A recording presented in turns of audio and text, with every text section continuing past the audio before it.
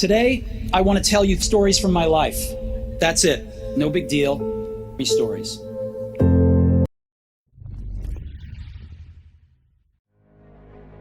Steve Jobs is one of the most influential and well-known CEOs in the world.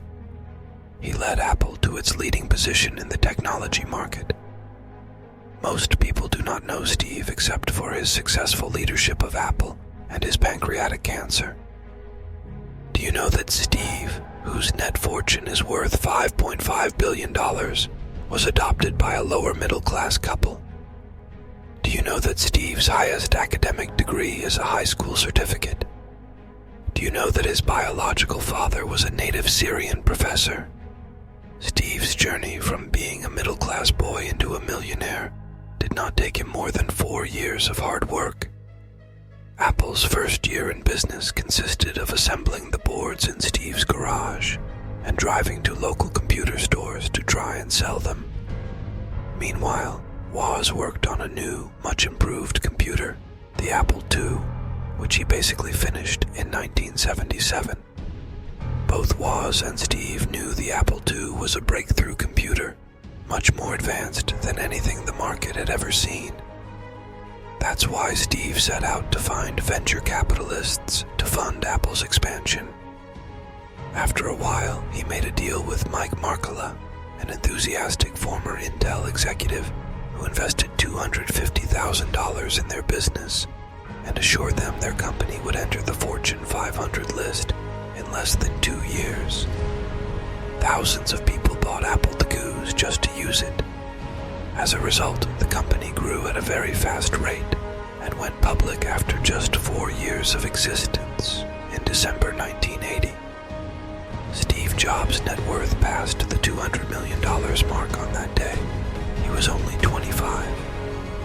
When Apple was threatened by giant IBM, which was planning to enter the personal computer market in 1981, Steve's weapon to compete was innovation. Apple staff focused all their energy on a project headed by Steve Jobs, Lisa. He had named it after his ex-girlfriend's daughter. The Lisa computer was a breakthrough because it used a graphical user interface instead of a command line interface. This technology, like many others that would revolutionize computing, was invented at Xerox PARC, but Apple was the first company to bring it to market. Investing in people is the key of Steve's management skills. Steve kept using this technique until today, when he recently gave the developers of iPad II $2 billion.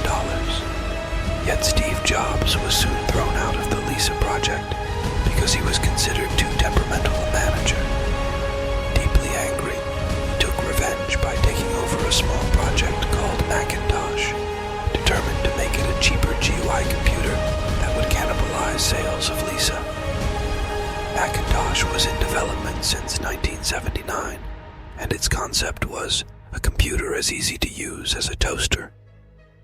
Steve Jobs recruited brilliant young engineers in his Mac team and invigorated them by insufflating a spirit of entrepreneurship and rebellion, calling them pirates, unlike the rest of the company, the Navy.